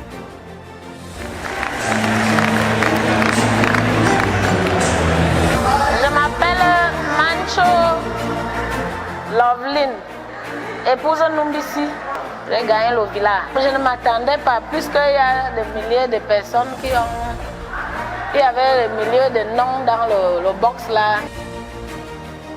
Deviens propriétaire d'une villa à partir de 100 francs CFA. Renapro Finance SA, acteur majeur de la microfinance au Cameroun depuis 1996. Vous souffrez d'hypertension, mal de nerfs, d'arthrose, infertilité, rhumatisme, MST et bien d'autres? La médecine chinoise est la solution à tous vos problèmes de santé. Qu'est-ce qu'on entend beaucoup plus par médecine chinoise? Médecine bio, parce qu'une médecine qui soigne les malades sans effet secondaire quelconque. Médecine qui fait, n'est-ce pas, des massages manuels. Médecine curative, parce qu'elle agit directement, n'est-ce pas, sur la santé des malades. Au centre médical de la médecine chinoise, c'est la guérison pour tous. Faites-vous dépister et recevez les soins des spécialistes expérimentés. J'avais l'arthrose. Aujourd'hui, je me sens vraiment à l'aise. Je suis vraiment satisfaite. Je suis venue pour me faire soigner et puis j'ai trouvé un bon résultat. Le centre médical de la médecine chinoise est situé en Volier, derrière la basilique. Contact 691 19 87 68. Médecine chinoise, le secret de la longévité. Et si on arrêtait de regarder la télé comme avant? Canal+ présente le décodeur connecté. Un concentré de technologie pour une nouvelle expérience. Naviguez dans une interface fluide et immersive à la découverte du meilleur de la télévision. Plus de 50 000 programmes en replay et 300 chaînes en direct pour le plaisir de toute la famille. Prenez le contrôle du direct et revenez jusqu'à 8 heures en arrière. Grâce à la connexion Internet, gardez le signal même en cas d'intempéries. Nouveau décodeur connecté. Plongez dans la nouvelle expérience Canal+. Venez essayer en boutique.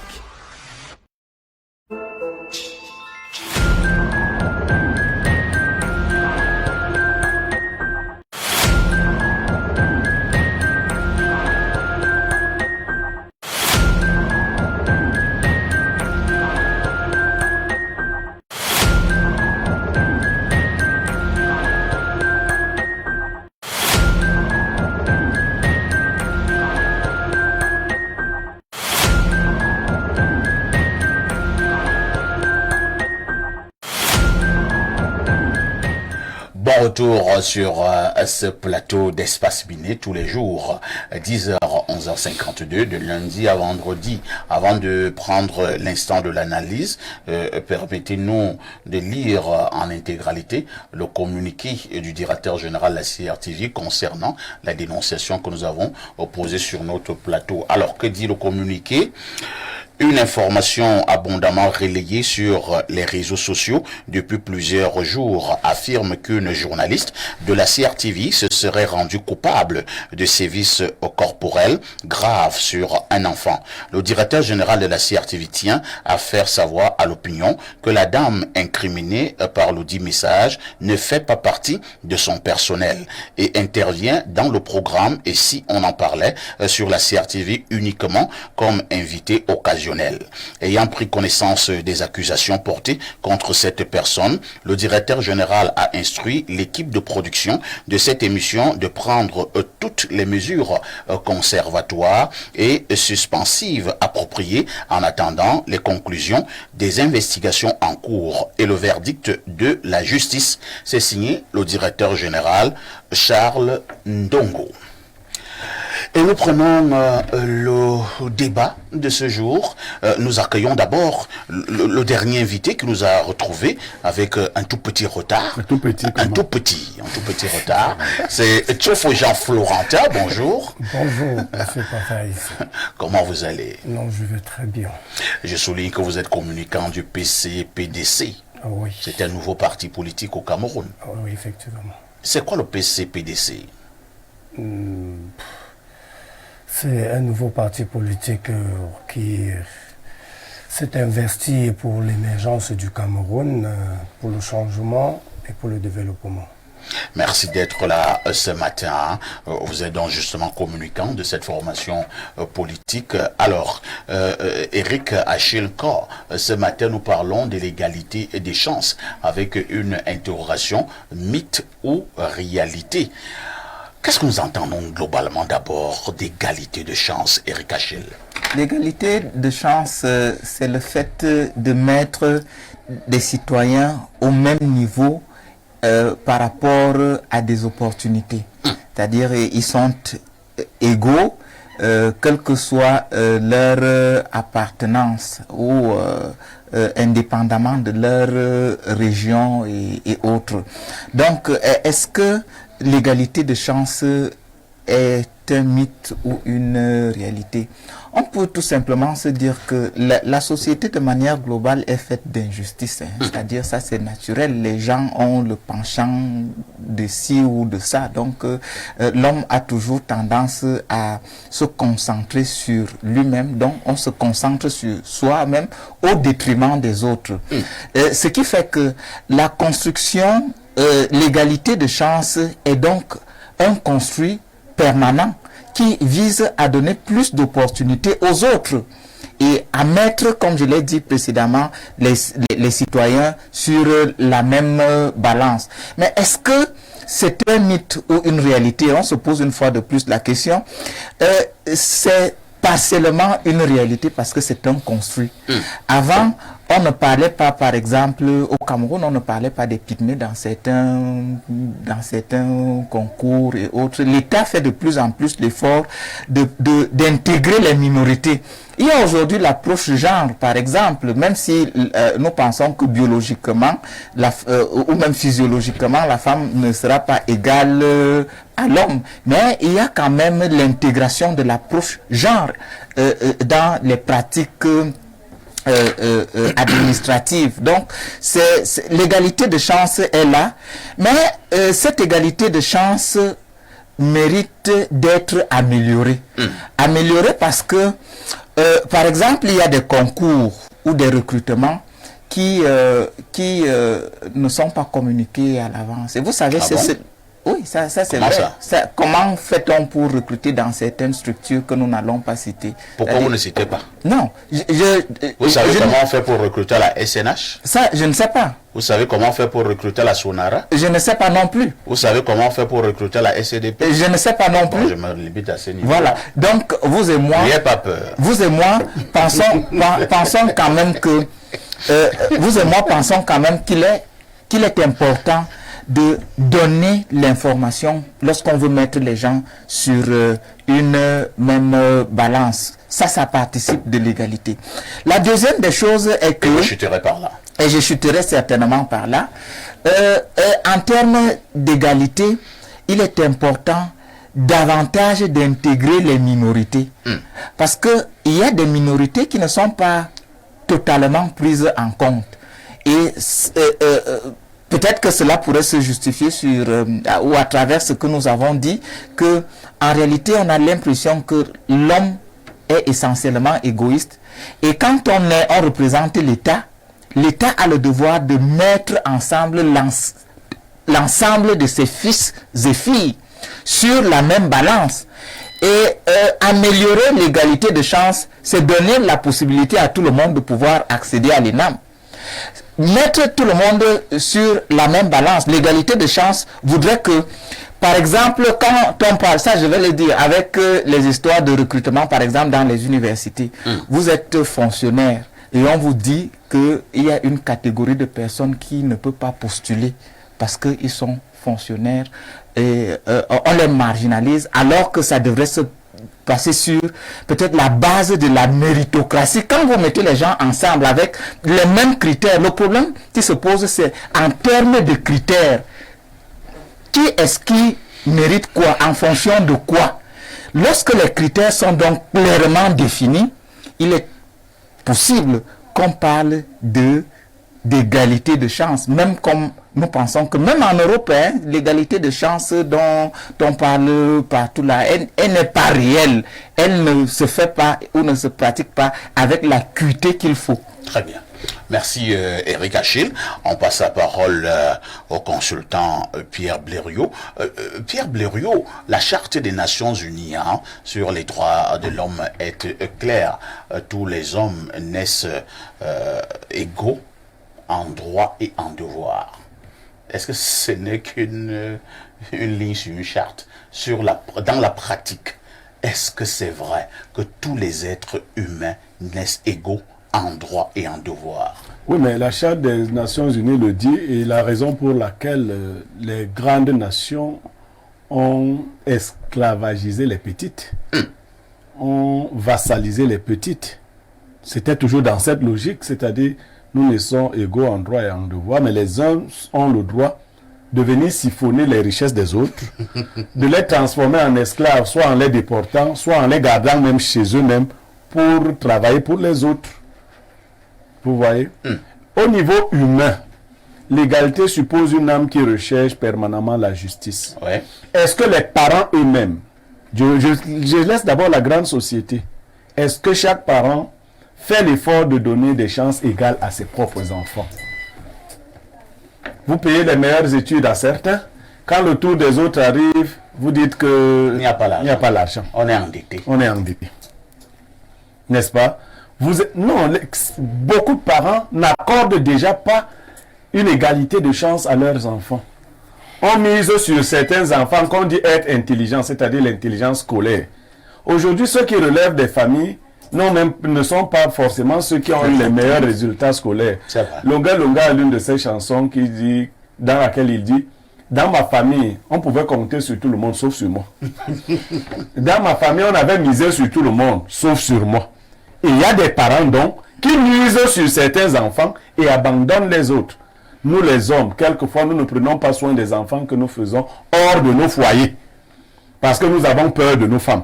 Est-ce que les enfants là ont décidé de naître? Y a-t-il égalité de chance? Il y a même des enfants qui n'ont pas les actes de naissance parce que le père qui est venu foutre la grossesse là a peur qu'on lise son nom quelque part. Revenons au niveau de l'État. Oui. L'État a deux problèmes. Il y a ce qu'on appelle la lutte des classes et la reproduction de l'élite sociale. La lutte des classes. C'est-à-dire que dans notre société, par exemple, on connaît les corps de métier qui sont privilégiés. Ces corps de métier vont se battre pour conserver leurs privilèges au détriment des corps moins privilégiés. Mais la reproduction de l'élite sociale se fait aussi de manière patrimoniale. C'est-à-dire que les parents reculent juste un peu pour faire asseoir leurs enfants. Dans les grandes écoles, donc, ceux dont les pères sont sortis des grandes écoles, à moins qu'ils n'aient pas les enfants capables d'entrer là-bas. Parce que j'ai vu un haut fonctionnaire sorti d'une grande école qui voulait à tout prix mettre ses enfants dans la même école. Il fallait minimum bac pour entrer dans cette école. Son meilleur enfant a eu le BPC. donc, il fallait seulement qu'on change les règles de l'école pour que ses enfants entrent. Mais il a tout essayé. il suppliait, et pardon, prenez-moi le bac.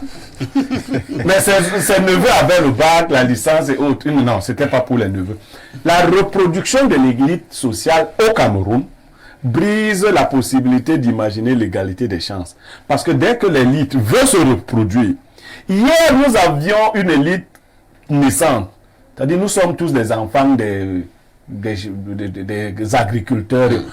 Avant les années 60, il n'y avait pas d'industriels au Cameroun. Tout le monde était pauvre. Les parents même le président Paul Biala dit au fils de Bolova, nous sommes tous ou presque tous fils ou petits-fils d'agriculteurs. Il y avait quoi avant? Rien du tout. Donc, à ce niveau-là, l'élite ne s'étant pas encore constituée, les chances étaient presque les mêmes. Mais depuis qu'une certaine élite s'est constituée, vous savez, j'aime pas trop les mots savants, on les appelle en philosophie une élite comprador. Elle fait tout pour tirer vers elle tous les bénéfices et tous les avantages de la société et les orienter. Quand ces gens-là, certains d'entre eux ont la chance de vivre 90 ans, 100 ans, ils restent là, ça fait 3 générations. Donc il n'y aura pas de chance. C'est-à-dire, vous voyez un grand-père qui est en fonction, ses petits-fils cherchent encore l'emploi. Je ne parle pas seulement de ses petits-fils directs. Mais Césaré, il est président du conseil d'administration, il est DG de telle société, il est chef de village et tout. Et ses petits-fils. Il est président du conseil paroissial. Il est tout. Et ses petits-fils sont là. Donc, il nous faut imaginer, pour un projet de paix dans notre société, une société d'hommes justes qui savent donner aux autres ce qu'ils attendent aussi. Très bien. Merci Pierre Blériot. Alors, Florentin Thiofo, lorsque vous naissez, un autre est né dans une famille où le papa est ministre. L'autre est né dans une famille où le papa est cordonnier. Est-ce que sur cette base-là, vous avez vraiment une égalité de chance au niveau social? L'égalité de chance vient juste du travail. Comme venait de dire M. Blériot, le fils du planteur peut automatiquement devenir ministre s'il a décidé de se scolariser. Ah bon? Oui, s'il a décidé de se scolariser. Avant ou bien maintenant? Non, avant. Ah d'accord. Avant, aujourd'hui c'est bien établir le période. Aujourd'hui c'est quasi impossible. C'est quasi impossible. Nous en avons des vieillards de 90 ans qui sont au pouvoir et des jeunes de 35 ans qui sont diplômés, qui ont la capacité, les potentialités de travailler et on les admet pas, on les donne pas la chance de travailler. Donc il n'y a pas d'égalité de chance. Il n'y a pas d'égalité de chance au Cameroun? Au Cameroun actuellement. Vous êtes sentencié? Oui, je le dis. Et que faut-il faire pour que nous revenions à cette égalité de chance? C'est possible ou alors nous prêchons dans un grand désert? Ça peut être possible. En quoi faisant? En changeant le régime en place. Ah ben, vous pensez que tous les problèmes du Cameroun vont être résolus lorsqu'on aura changé le régime en place? Au fur et à mesure. Est-ce que le problème n'est qu'un changement de régime ou alors un changement d'homme? Le premier problème, c'est le changement de régime. Et si le régime ne veut pas partir? Ils mourront. Nul n'est éternel. Vous souhaitez la mort des gens du régime? Non, mais quand on vieillit, on doit mourir. Quand vous faites la guerre contre les vieux? Non, automatiquement, un jeune, il y a automatiquement un certain âge, si ton parent ne veut pas te céder la place, ne veut pas te le laisser, non, pas le tuer, tu attends qu'il meure. Et si tu meurs avant? Un parallélisme avec des Alors, nous allons lire les nombreux messages jusque-là encore enregistrés. Alors, il y a un numéro de l'Espagne qui ne cesse de me déranger alors que nous parlons des vrais problèmes de la République. C'est dommage. Bonjour El Perfecto et au grand sage Blériot, y compris y compris quoi, il n'a pas dit.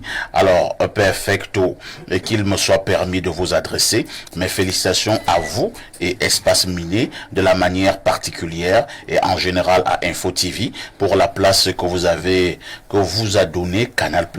Allez de l'avant. Bientôt, vous serez en tête. Parfait, bien que n'intervenant pas constamment, cela fait plus de 12 ans que je vous suis. Vous êtes mon modèle en communication et Blériot l'est également côté caractère. Concernant le sujet du jour, l'égalité des chances au Cameroun, comme partout d'ailleurs, ne saurait être une réalité. Cela commence même dans nos familles. C'est alors au pire un mythe, au mieux un slogan. C'est Lionel Dédéa qui envoie le message. Autre préoccupation. Alors, il m'envoie un message et il me dit déjà, lis mon message. Oui, c'est un autre. Bon, lis ce message. Je vais donc le lire. Voilà. Bonjour parfait, le Blériot Niemek de la modération. L'égalité des chances en Crévetoni n'existe pas. Il faut encore attendre. Moi, je ne sais pas ce que vous entendez par Crévetoni. Mais dis seulement Crévetoni. C'est que tu as connaissance de la géographie. Alors, nous allons prendre d'autres messages là. Bon, on reviendra pour les autres messages tout à l'heure. Hein. Eric Achille, encore, vous l'avez évoqué tout à l'heure, lorsqu'on parle d'égalité de chance, restons dans un pays qui s'appelle Cameroun. Est-ce que cette inégalité n'est pas très visible au niveau de l'accès à certains concours administratifs? Quoi qu'on dise, lorsqu'on regarde le fonctionnement du Cameroun d'en bas, il est évident que c'est assez clair. Je vous l'ai précédemment dit, il y a la notion de rétention de l'information. Lorsque il y a des opportunités et que les Camerounais ne sont pas informés, vous voyez qu'il n'y a pas déjà d'égalité de chance dans l'accès même à l'information. Et ça pose un problème. Vous avez cité, vous avez oublié de citer certaines structures au Cameroun pour savoir comment on fait pour y accéder, pour travailler. Malheureusement ou bien heureusement, je ne sais pas ce qu'il faut dire, Eric, de temps en temps, je suis allé dans ces structures. Ce qui m'amuse est qu'on voyait des gens qui travaillent. Il y a plusieurs jeunes qui travaillent. Tu demandes, mais à quel moment on lance souvent le concours pour recruter dans cette structure? Mais il y a des gens qui travaillent, il y a des jeunes qui travaillent, ils ont rôle carros, ils ont un bon point, ils sont bien, ils n'ont pas vos petits problèmes là du sous-quartier, ainsi de suite. Mais dans un pays normal, est-ce que c'est sérieux, Eric Achille? Disons que c'est pas moi qui vais le dire, mais je sais que c'est quand même des réseaux. C'est-à-dire, pour pouvoir se positionner, il faut appartenir à un réseau. Le réseau n'est pas que ce type de réseau péjoratif. Le réseau, c'est également l'ensemble des amis, la famille et autres. C'est aussi ça le réseau. Donc, il y a de toutes les manières une nette inégalité. Quoique, comme on l'a précédemment dit, l'État fait des efforts à améliorer. Mais c'est visible, même au niveau de l'école. Il y a une catégorie d'écoles dite populaire où c'est vraiment la masse, où c'est vraiment tout le monde. De tout venant. De tout venant. Est-ce que le niveau de formation est le même que dans d'autres écoles? Ça, non. Donc, parlez même, quand on dit la gratuité de l'école, est-ce qu'elle est gratuite? Ce n'est qu'un slogan. Est-ce qu'elle n'est pas gratuite? On a même l'impression qu'elle est plus chère que lorsqu'elle était payante, de toutes les manières. Donc, vous voyez, on est quand même dans un système de reproduction où il faut maintenir une élite, maintenir une catégorie de personnes au détriment des autres. Mais de toutes les manières, ce qui a également lieu de comprendre est que le Cameroun appartient à tout le monde. C'est vrai, les inégalités elles sont naturelles parce qu'il y en a qui naissent avec un penchant pour X ou un penchant pour Y. Il y en a qui naissent même avec des anomalies et qui ne leur permettent pas de pouvoir s'insérer là où les gens normaux s'insèrent. Donc c'est tout à fait naturel. Mais qu'est-ce que la classe qui gouverne devrait faire? C'est de se battre, peut-être comme ils le font, mais il faut le faire davantage pour que tous les enfants, tous les citoyens soient ramenés à peu près au même niveau. Et pour y arriver, il faut une certaine traçabilité dans les opportunités. Qu'on sache que, par exemple, pour accéder à tel ou tel endroit, voilà, il faut tel ou tel profil. Et définir ces profils, définir les critères, parce que pour moi les critères sont importants quand on veut donner la chance à tout le monde, parce que X ne peut pas être évalué sur la base d'un critère et Y évalué sur la base d'un autre critère sur un même profil d'emploi. Donc c'est cela. Et on espère que vivement ce Cameroun que on espère tous va prendre en compte les aspirations de ses fils et filles. Très bien. La justice et l'égalité. Bonjour, les ténors de la conscientisation. L'égalité de chance n'existe pas au Cameroun.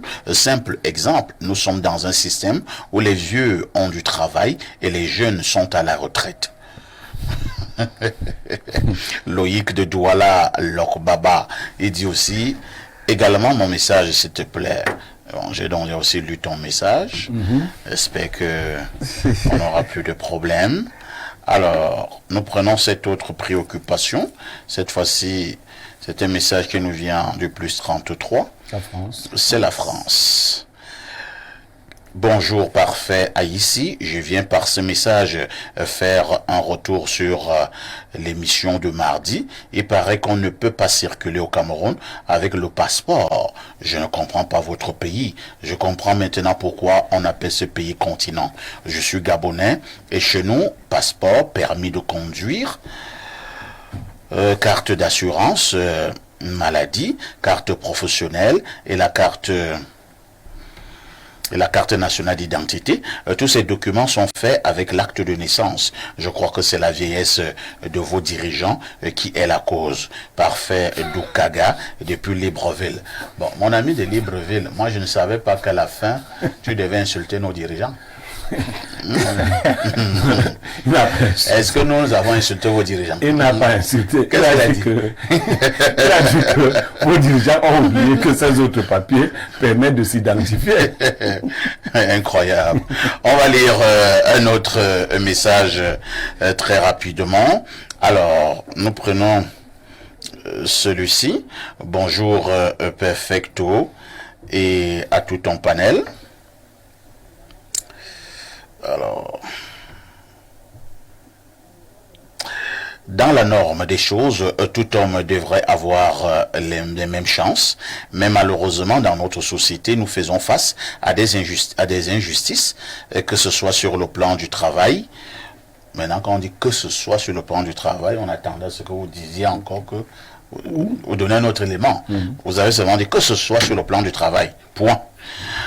Au Cameroun, c'est pas tout le monde qui entre à l'ENA. Dans le cadre de la famille et même dans certains foyers polygamiques, et Blériot ne dira pas le contraire. Je suis sûr qu'il a l'une de ses épouses qu'il affectionne particulièrement. Je comprends pas. Oui, il parle d'égalité. Laisse-le parler. Perfecto Blériot, c'est mon anniversaire aujourd'hui. Comme je suis un téléspectateur privilégié, je pense que je mérite vos vœux. Monsieur Achenkor, recevez le bonjour de mon mari, et qui était votre camarade à l'ENS de Marois, département d'Espagnol. Il s'agit de Ndebi Paul Ghislain, c'est Pancras de Guidère.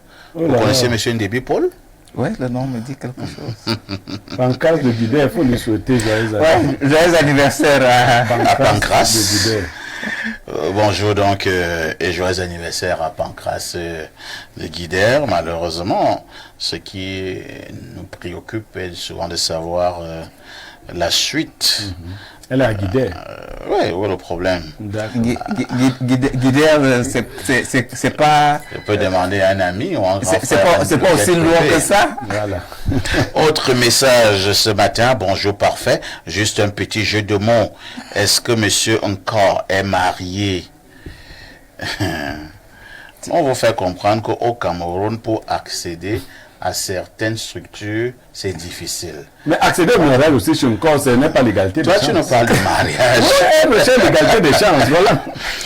L'égalité des chances est une illusion, une chimère. 80% de la richesse mondiale appartient à 5% de la population. 80% des postes administratifs au Cameroun appartiennent à 5% de la population camerounaise. Nous avons le cumul de fonctions qui est aussi un grand facteur d'inégalité au Cameroun. Je connais une famille que je préfère taire le nom, où le père est directeur dans un ministère, sa femme est magistrate, son fils est préfet. Moi, je pense que pour le Cameroun de demain, ou pour un pays ou pour un pas vers l'égalité, on doit appliquer le slogan « un poste administratif pour une famille ». Non. Un poste administratif ou de fonctionnaire par famille. C'est-à-dire que si Blériot occupe déjà un poste administratif, aucun membre de sa famille ne doit occuper encore un quelconque poste administratif. Sa femme ou son enfant peuvent se chercher dans d'autres domaines tels que créer un business, un petit commerce, etc. Mais il est inadmissible que dans une famille, le père, la mère, les enfants occupent tous des grands postes dans l'administration. Pourtant, il y a en face une autre famille où tous les membres sont au chômage. Un poste administratif par famille sera notre prochaine devise. Ce serait peut-être pas aussi l'égalité de chance. C'est une injustice inimaginable parfois ici. Et pourquoi? Évidemment parce que quand on parle d'égalité, on ne parle pas de famille, on parle des individus. Ce qu'il faut promouvoir ici, c'est la compétence, c'est l'opportunité. Les critères. Et je vais aller plus loin, au niveau même spirituel. Mon frère, il y a des familles qui sont maudites, même si on dit que qu'on laisse le concours pour cette seule famille, tous vont échouer. C'est-à-dire qu'on dit que le concours de l'INAM, c'est seulement la famille A.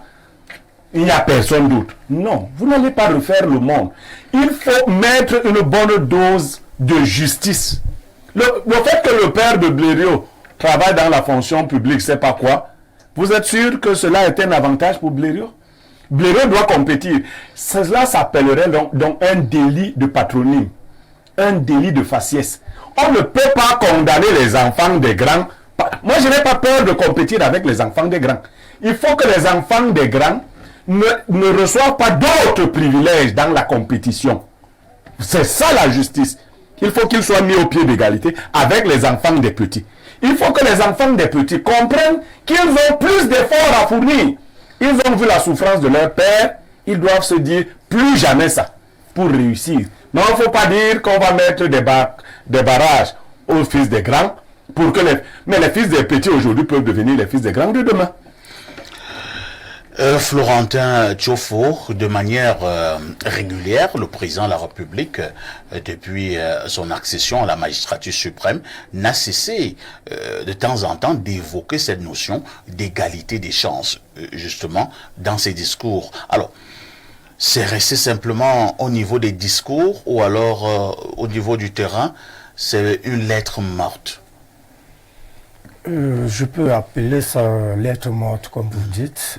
Juste parce que les dirigeants, parce que le président de la République n'est pas le seul dirigeant, il a ses éléments avec qui il dirige le pays. Ces dirigeants, ces éléments, ces enfants ont bloqué le système. Comme on venait de dire tout tantôt, pour travailler à l'administration, il faut la connexion. Bon, disons quand même que ce n'est pas systématique. Hein. Il y en a également qui travaillent dans nos administrations qui n'ont eu aucune connexion. Ils sont minoritaires. Ils existent quand même. Majoritaires. On veut donc qu'ils soient majoritaires. Ils sont très minoritaires même. Ils sont peut-être 1 sur 100. Ça veut dire les enfants des riches ou bien les vieillards sont Pardon, vous m'excusez. Par exemple, les enfants des gens d'en haut sont à 99%. Et ce n'est pas le système connectif. Vous, dans votre formation politique, est-ce que vous avez imaginé un système où l'égalité des chances, l'approche égalité des chances serait mieux appliquée? Oui, l'application chez nous, dans notre formation politique, nous sommes en train de proposer que il doit falloir un système, ça veut dire, la solution serait de changer la formation éducative. Parce que nous avons un problème au Cameroun, qui sait écrire, qui sait parler, doit travailler à l'administration. Si nous changeons le système de formation en passant de l'enseignement général à l'enseignement technologique, scientifique et professionnel, je pense que nous allons y parvenir à arriver. Ça veut dire que tout le monde doit savoir faire quelque chose. Et si on sait faire, on ne peut pas laisser un technicien, peut-être de la menuiserie, qui sait bien raboter pour prendre quelqu'un qui voyait comment raboter pour venir travailler à la menuiserie. Très bien. Allons au plus 34, c'est l'Espagne. Bonjour Monsieur Parfait, ici le modérateur. Je suis Sabiem Georges, depuis la ville de Barcelone en Espagne. S'il vous plaît, je souhaiterais avoir le contact de Monsieur Bernard Basson pour des conseils d'ordre juridique. Pour ces honoraires, je m'en chargerai. Sur ce, je vous souhaite de passer une excellente et agréable journée et surtout beaucoup de courage à vous et à votre excellente équipe choc. Merci. Bon, essayez de m'appeler après, surtout que votre message a des éléments de réconfort. Alors, bonjour à la montagne du micro et à ton richissime panel. Je suis très fier de vous suivre chaque matin et merci pour le travail que vous abattez chaque jour. Et concernant la thématique de ce matin, Parfait ici, de manière humaine, l'égalité des chances n'est pas forcément une réalité dans notre société. Et pour le cas du Cameroun, vraiment Parfait, l'égalité des chances est un mythe profond. La pauvreté, la misère grandissante, etc. font de nous des hommes égoïstes dans ce pays. Parfait, ici, il faut un changement d'homme, un changement de mentalité et un changement de régime dans ce pays pour avoir un espoir d'une meilleure égalité à l'avenir. Les jeunes sont à la retraite et les vieux au travail. C'est vraiment incroyable et triste. Bonne journée à vous. Je vais au plus 31, c'est l'Italie. Que dit l'ami de l'Italie? Bonjour perfecto. Même la nature ne nous a pas octroyé l'égalité des chances. Et en plus de la nature, les hommes s'en sont mêlés. Plusieurs Camerounais en diaspora sont majors de leur promotion alors qu'ils ont raté des concours au Cameroun. L'élite qui a l'ambition de se perpétuer a pour rôle de mettre des bâtons dans les roues des autres. Exemple, le monsieur du bon François, même si je dois dire qu'il y a des médicaments sortis du commerce en Occident, connus par nos pharmaciens et vendus par ces mêmes pharmaciens en Afrique. Et si on doit retirer tous les médicaments à risque, plus de la moitié serait hors usage. Mais François doit mieux mouiller les barbes pour son baume ou bien financer le pays. C'est Ndobo qui envoie le message. Hein. Autre message. Bonjour El Perfecto, le roi Mbombo Njoya de la modération et qui domine sur les petits rois de la modération. Et bonjour à ton riche panel. L'égalité des chances existe au Cameroun seulement dans le concours du bir.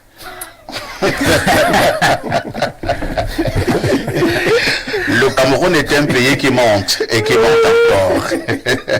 Bonne émission à vous. C'est Feyo Bachiro de Koutaba, votre fidèle téléspectateur. Pierre Blérung-Mec, au moment où nous apprêtons à tourner la page de ce programme pour ce jeudi, y a-t-il quelques solutions? Y a-t-il quelques éléments à mettre sur la table pour que, à défaut d'avoir une égalité parfaite des chances, mais que nous allions quand même progressivement vers un niveau, vers une structure sociale où nous ne devons pas avoir trop de frustration?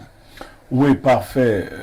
Il est triste de le dire comme ça, mais tant que les humains seront sur Terre, la justice totale n'existera pas. Seulement, le minimum dont on a besoin requiert que l'homme voit en tout autre homme son semblable. Et vous voyez les petits vices. Nous avons parlé de l'État et autres.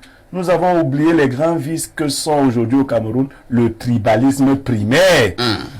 Vous aurez quelle égalité des chances si les gens pensent que Monion a belé au Firgi?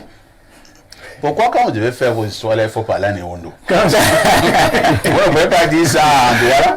Mais je dis plein d'adages. Je veux seulement que mes frères Néondo sachent que j'ai aussi les adages. Quand il faut dire des choses, il y a Carbona Jomta.